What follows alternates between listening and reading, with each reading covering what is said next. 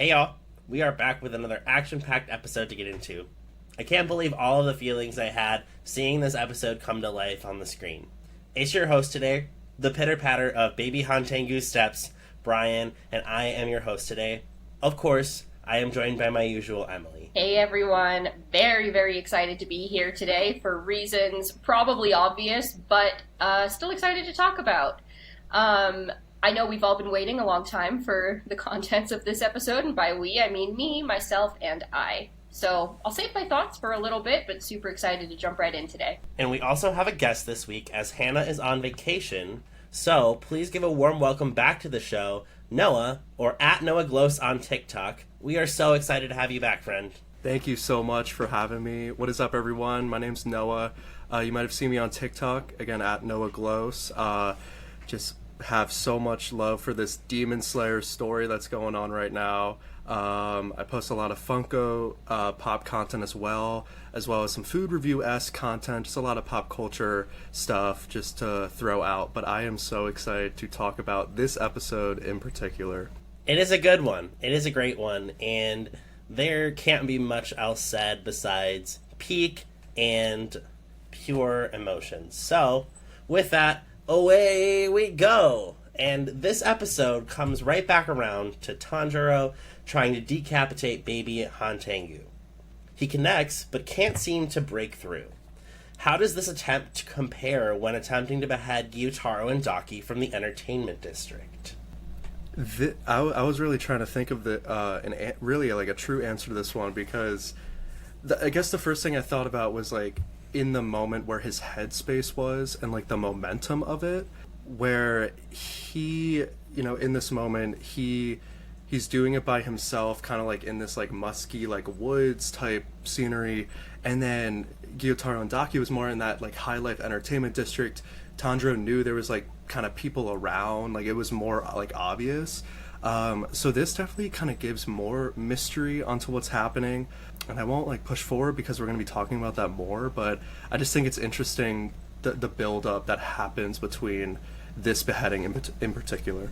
Yeah, there's definitely something to show for the experience that he's gained and the endurance that he's built up over these last several fights, right? So there was more of a struggle. He was much more injured in the last fight, and he seems very confident, I think, moving forward and like attempting the same approach. We know that the demons need to be beheaded, and he's convinced that he has found, what is the main body. So trying to slice it makes sense. Is it possibly going to be his downfall to assume that they're all going to be exactly the same? Possibly, but a lot more confidence, and it seems to be going a lot more easily than the Gyutaro and Daki fight was going. And he is fighting mostly alone right now. He's kind of trying to help cover for Genya, but there's like no Hashira here to help him. So Tanjiro has really leveled up a lot since the last fight, which again was not very long ago. What is it, like 7 episodes ago? So yeah, you got a point there, right? 7 episodes of growth. If only, that were real life. 7 episodes later, I would have been a god at this point with all of our trauma. We would have been great at this point, but that's not how real life works, is it? All right, well, not being able to cut through Tiny Tengu's head, and something even scarier has entered the fight.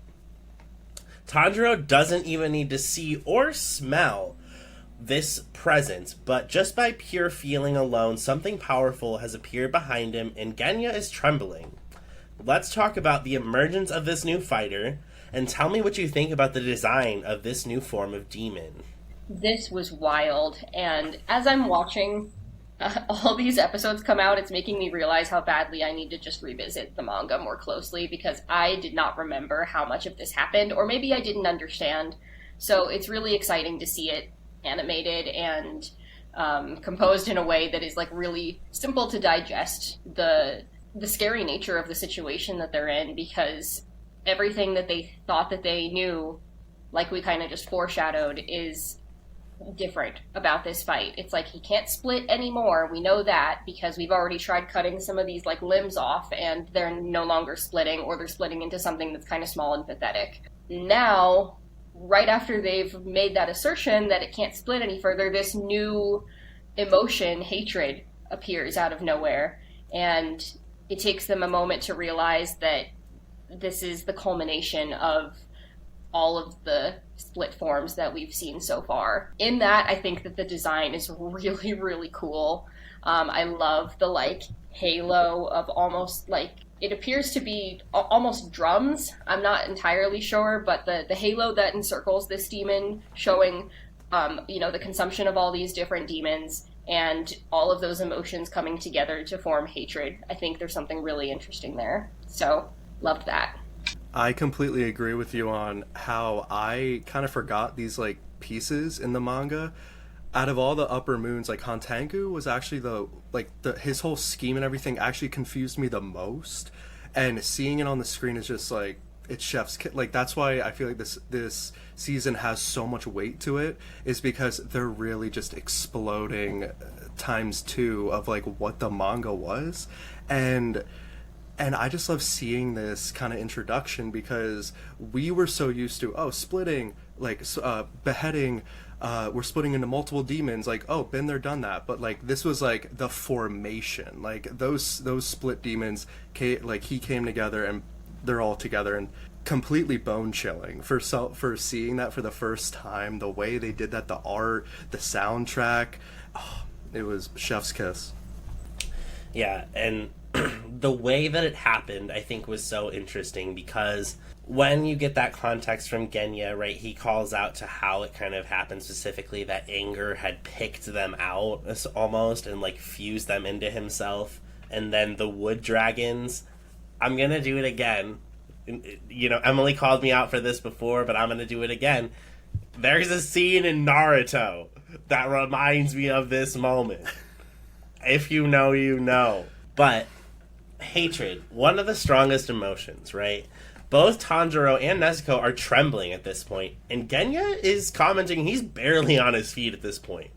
This new form stares Tanjiro down and calls him an awful villain for picking on someone so small and helpless. Who's really the helpless one here? And let's also run through the back and forth between Tanjiro and Hantengu about how he shouldn't have stake in stopping his plans right now. This was really cool to watch and see, because this was just another one of Tanjiro's moments where we knew he's not going to give up. He's also questioning, why are you calling us villains when, of course, are they really the true villains? Are the demon slayers the villains?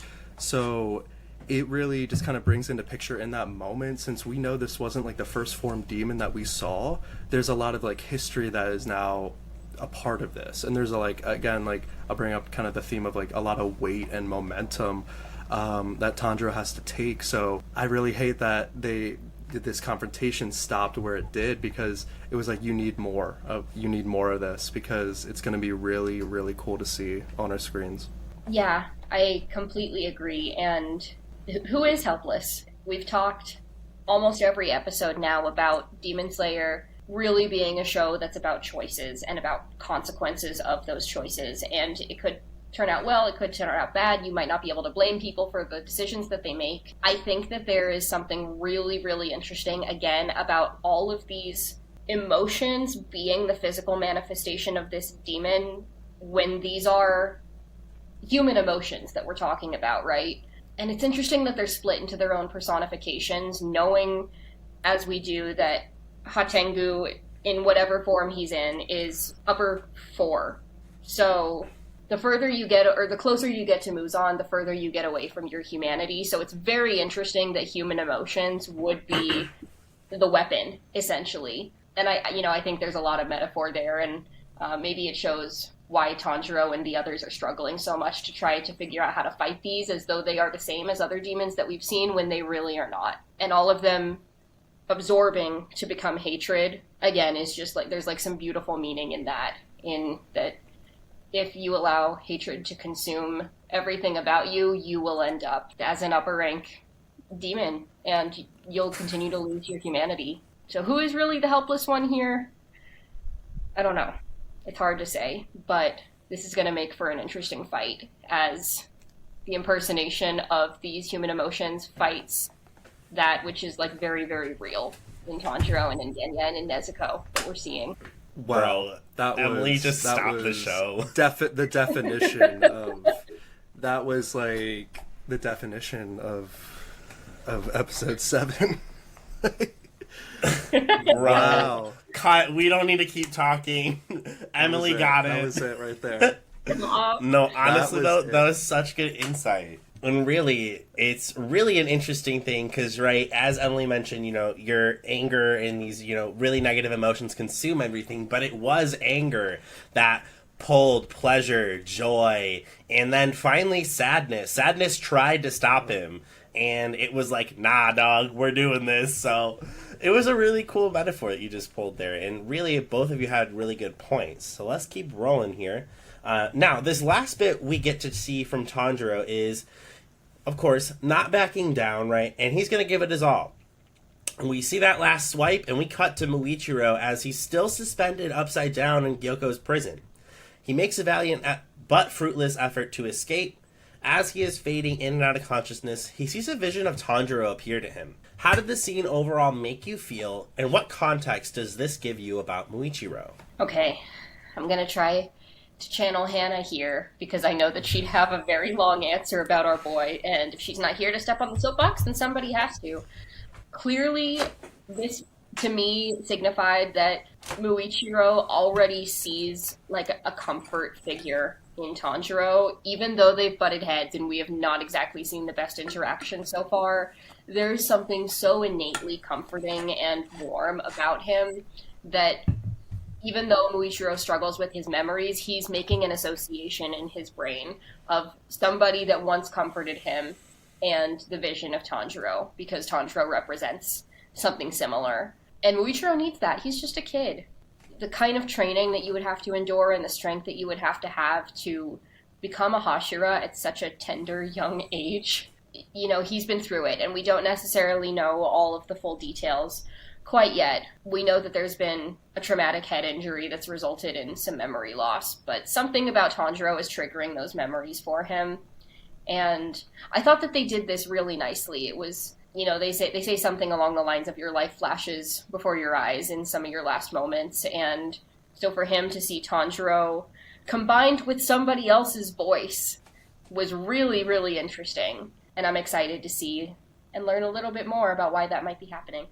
Tanjiro is the universal symbol of empathy in this story, and this is just another example as to why he is. And you seeing Muichiro envision this, like, I wasn't crying, but the floodgates were gonna open, because you know that he said right then and there, he's like, Tanjiro never said this to me, and like, we'll believe you, like, yeah, like, we didn't really see this happening. But then you grow to understand, it's like, this kid is a Hashira, like, he's really young, there's history behind him. We need to know what is happening, because this is the first instance that we're seeing this insanely strong person that we are perceived to be in front of struggle, and we don't know why. So we're gonna soon discover that, but Tanjiro is just representing all of these characters' history, and just how Tanjiro is that person that wants people to move forward, and they want people to push and feel maybe not fully empathy, maybe sympathy, but he is really that representation for all of it combined. And this was just a beautiful scene to see that. That's a really good call out to say that, Tanjiro really is that embodiment. And I think it was very interesting the way that they animated this as well, because if you kind of look back, it might feel a little bit like misty in your memory, if you will, but they did animate Tanjiro a little bit to be a little faded and to be a little bit unclear. So I think that was a very interesting parallel they put there. I think it was obviously very purposeful, as we've somewhat realized.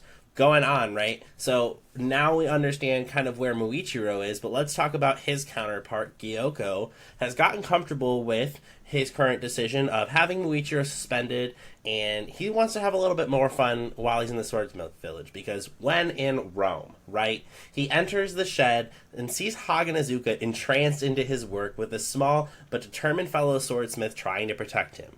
What does this say about Gyokko as a villain to leave Muichiro stranded as so to try and preserve his face for art while attempting to wreak more havoc elsewhere?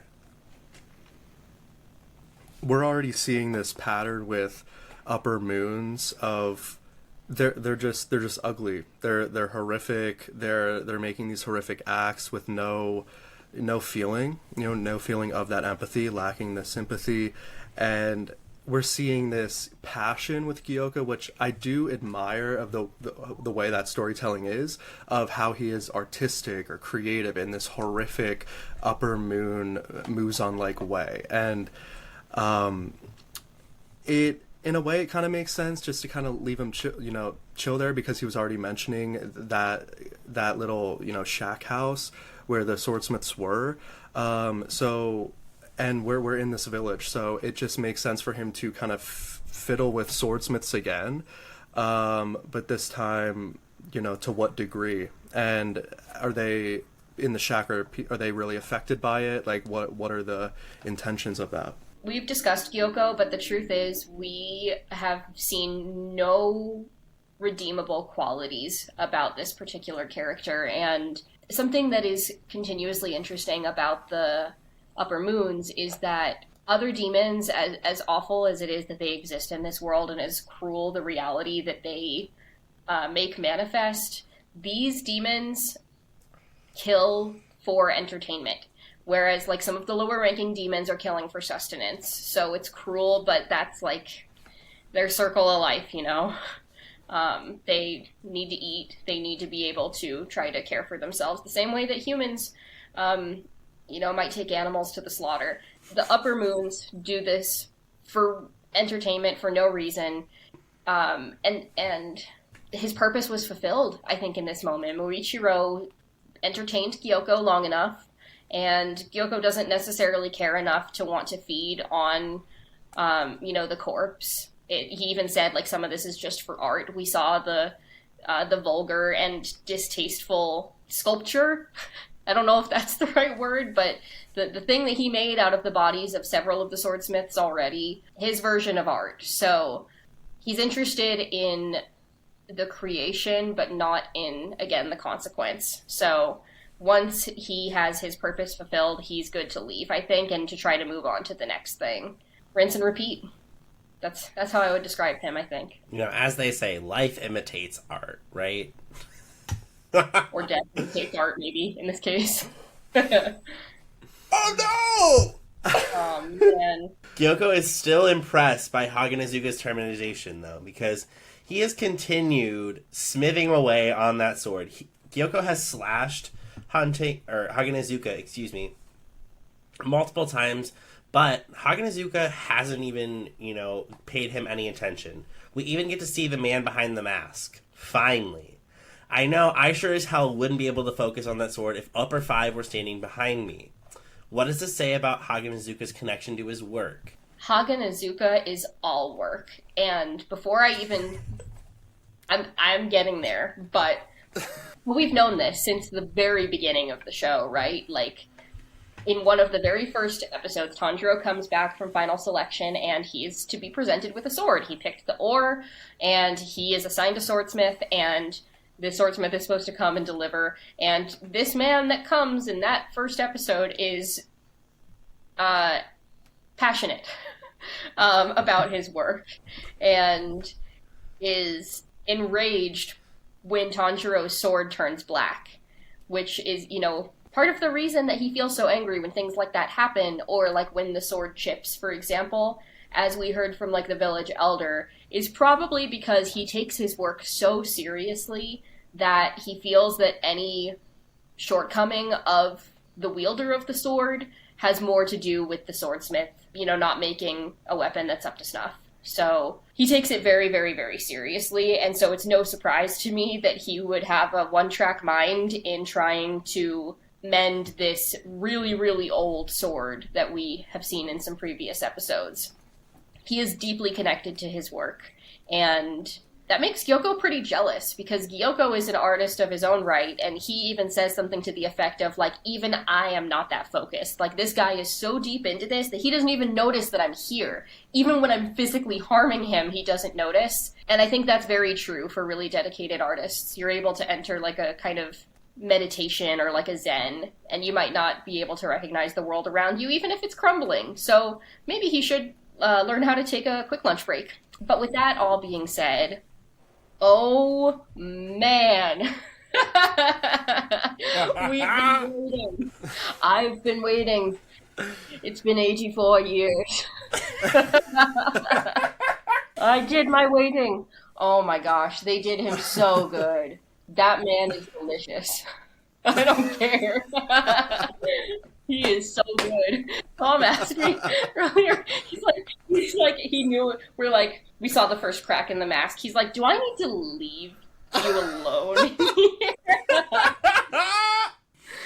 And I'm like, listen, maybe. Oh my gosh. That is a beautiful man. And one of my favorite tropes in anime ever is like the character that you think is going to be super ugly because of the way that they act and like they're concealed in a mask and then they end up being like actually super hot underneath. There's a few. I'm not going to name drop because I feel like some of them are spoilers, but there's a couple in Naruto. There was one that just happened in My Hero this last season. I love it. I love when there is a big, beefy, beautiful man behind the mask. What can I say? I'm a simple woman. He is our. You've said what I couldn't. He is our 9 to 5, our overtime working boy man. Excuse me.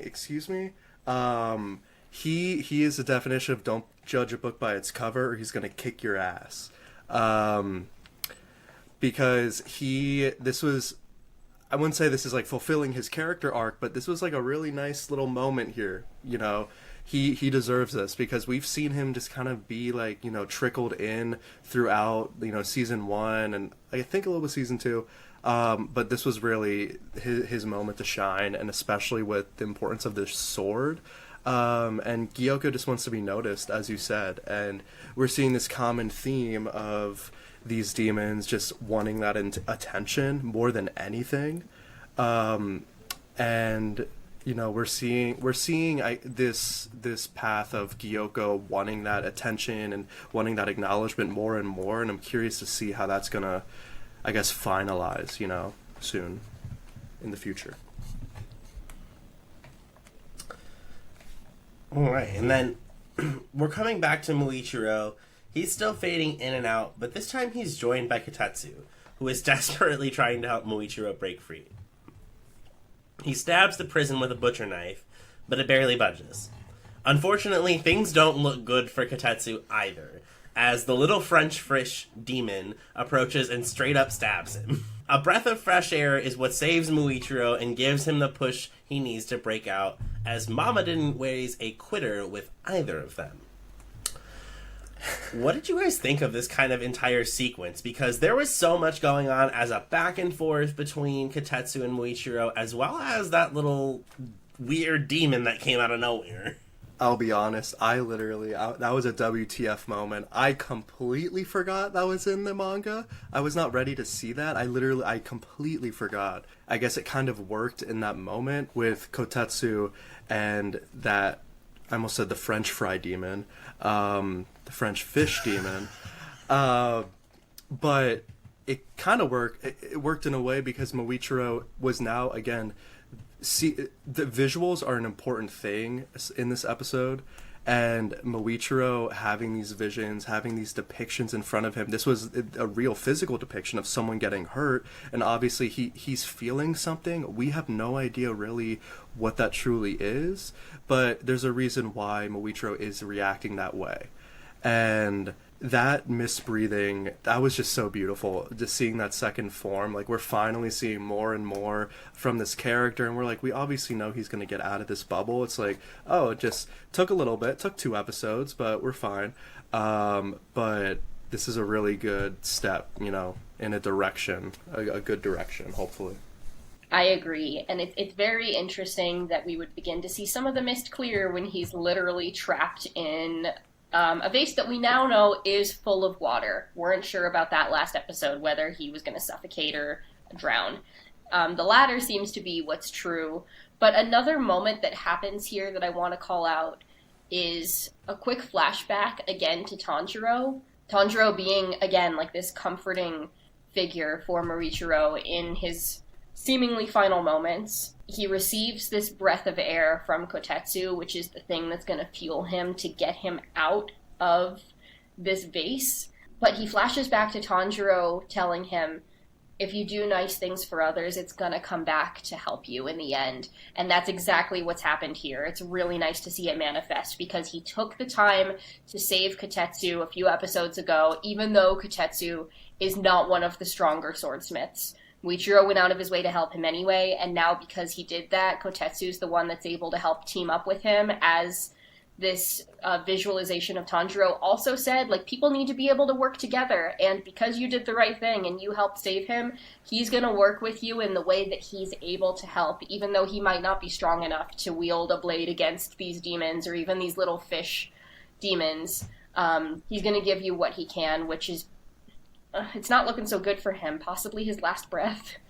If he's going to give Muichiro his last breath to help take all of this down, you know, what he did is in fact coming around to help him get out of a sticky situation. So it's nice to see that manifest itself so quickly. Yeah, those are really both good points. And I like how you guys both pointed out that Muichiro is finally getting the development we want to see from him. And I think this is what's going to make him really popular amongst just fans in general, is because at first my husband said it, he's like kind of rude just overall, and it's like he doesn't mean to be, he's just like confused constantly, so it's hard to be like nice to him. But now like things are starting to pick up because he has someone who like is willing to take that time with him. And Tanjiro literally probably spent like 5 actual minutes, maybe 30 at max with Muichiro, but he still has had that really awesome effect on him, which is really cool to see. We do have a question submitted from Noah, so I will let him take the floor. Thank you, Brian. Before I say this question, I just kind of want to bring up like how we were saying how the mist is clearing. I think that's like important to keep in mind too, because like with you're saying like his character development, mist is clearing, like figuratively and maybe literally, but it's just cool because that's, you know, his breathing style, he's connected to that, and we get to see more of that. So I wanted to find a question that really culminated the title of this episode, Awful Villain, because I think this phrase or the two words combined are really important to understand for the rest of the season. So how might the phrase awful villains be used to define themes in the few episodes moving forward? And will it have a connection to Gyokko's motives and intentions facing Muichiro and the Swordsmiths? Oh, I mean, I think without a doubt, we've come to understand that, like, the upper moons are no good. So both Gyokko and Hantengu, and, you know, whatever forms he might take on, it depends on perspective, once again. But I would say, so far, of the two, Gyokko seems to be the most awful villain. Again, because everything has been purely for his entertainment. And, yeah, it doesn't even necessarily seem to serve a much higher purpose beyond pleasing himself and hopefully pleasing Muzan, because if we do recall episode 1 of this season, he was the one that had, like, the intel and, you know, kind of got zapped to where he said that he was going to be the informant. So there's a reason that all of these demons have strayed as far from their humanity as they have. But at the same time, it's really easy to just write them off as awful villains. Maybe there is very little to be determined. We've seen a lot of demon backstories, and we know that sometimes not everything's black and white in this show. So are they just going to be written off as awful villains? Will they get a slight redemption arc if we learn again about some of those decisions that they've made to end up where they are now? Unclear, but as of right now, they are not popular. I don't think. These are certainly not two of the more popular Upper Moon demons with the fans. Because they seem to have so few redeeming qualities. So, for now, Awful Villain seems very fitting. I mean, I don't know what's, you know, not redeeming about Gyokko. I would love to have lips for eyes to start. No, but I think... Listen, in, like, 2 words, he's fugly. No, I don't. That's nightmare fuel right there. Those little... Don't get me started on those sausage arms. Those little arms are... It's like, yeah, like what gives him the right? It's like, like the Quasimodo song that's all over. You are deformed, I am deformed, and you are ugly. Oh my god, we did that song in my a cappella group in college. That was so, oh god, that was a throwback. I hate that. Moves on to be like, remember what I taught you, Quasimodo. No, Gyokko's Quasimodo. Oh, It's canon. Don't do my boy Quasimodo like that. Oh my god. Okay. Alright. But to actually answer the question, I think there's actually a pretty nice tie back to a demon we saw earlier. And I want to call back to Kyogai, because Kyogai was a writer as well as a drummer. And we see both of those elements come out as an artist with Gyokko and as well as a drummer with Hantengu. His obviously attack style for Hantengu with the wood dragons and being able to control them based off of, you know, which drum he's hitting, that is kind of a callback to that, and that's kind of what serves his, you know, purpose as a demon. But for the aspect of Gyokko, maybe we can infer that awful villain comes from the same reason we saw from Kyogai, is that someone really trashed him while he was a human and all of the art that he created. What that did to Kyogai as a human was, you know, it gave him no purpose. Everything he did at that point was meaningless because of who he was talking to and who gave him all of this negativity. And so that might be what's fueling Gyokko right now in the Swordsmith Village, is that he's finally getting his comeuppance, if you will, of being able to say, well, all of these humans when I was there trashed me, now I'm rising above them.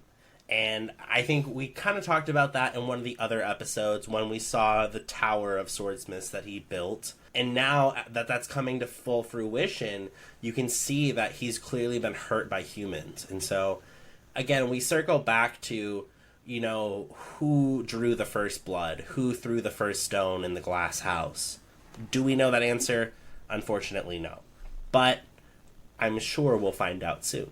Wrapping up the episode, though, we'll discuss our favorite moments. God, it felt like every moment in this episode could have been my favorite moment, but I am going to say it was seeing this new form of Hantengu. Just so we're aware, main reason that this is it, because my husband wants to cosplay that form of Hantengu, and he wants to build out the entire, like, drum halo thing, and get, like, the wooden, like, mabobs he had in his hand. So we were, like, just in pure awe of this, like, bad bitch demon. Like, he looked so fierce. Like, he was giving me, like, 24, like, energy, chaos, verse, like, all that. It was too much. It was too good. I have to agree, because that whole first half of the episode just really got me. More specifically, seeing those dragons, from a more technical aspect, UFO Table's animation with those dragons, and just Tanjiro flying through, soaring through, the soundtrack with that as well was just, it worked so well together. And seeing Tanjiro and Genya just being genuinely terrified, you could easily see that, and the stakes just got even higher in that moment, because if you were just an anime only, you had absolutely no idea this was coming, so it was like bone chilling. So that's why I love that. I will absolutely agree with what both of you have said. My favorite moment is probably obvious, but absolutely huge shout out to our animators again, who are working so hard to deliver another incredible season of Demon Slayer. And you know, shout out to the voice actors, shout out to the score. Like, it really just continues to come together and, you know, knock our socks off and blow everything out of the water. So beautiful episode once again. Every week is wonderful, with the shout outs now being given. My man. I've been waiting for Haganazuka for so long, and they did him so good. He looks great, and I can't wait to see some more of that big boy. No, it was so good. Yeah. I've been waiting for that a long time, so that's the shout out I'll give. One last thing before we go to our Taisho era secret for this week is, if you noticed, Hannah, I know you're going to listen to this, and I know you'll be proud of me for this. Tanjiro no Uta played twice as a reprisal in this episode. Once during Muichiro's initial flashback, and also while he was facing Hantengu and giving him the business, if you will. It came back, and I was like, damn, we're going all the way back to Rui. And I was like, my God. It was so good. I was like, I hear it. And I want to thank Hannah for that, because I probably wouldn't have heard that unless she had told me, go listen to that song, and you'll just be like feeling every time you hear it. So thank you. Of course, we've started this last week with Haley on our show talking about sodomy as a rat, and we have Noah for this week's Taisho Era Secret. This one is a very special Taisho Era Secret, and we will begin. So, Bryan is secretly known as the Grass Hashira. He came up with this one day while taking notes in a meeting, but was actually drawing a non-canon Hashira and demon fight, and had Hannah and Emily fighting to not laugh out loud. That sounds like a really iconic moment. How do you feel about that, Bryan? Do you remember this, Emily? I won't. Maybe if it was at work though, I might have repressed the memory. So.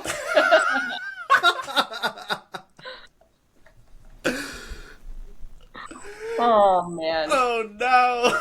That was such a good reading of that too. You gave that drama. I brought my acting theater side out for that. I'm acting.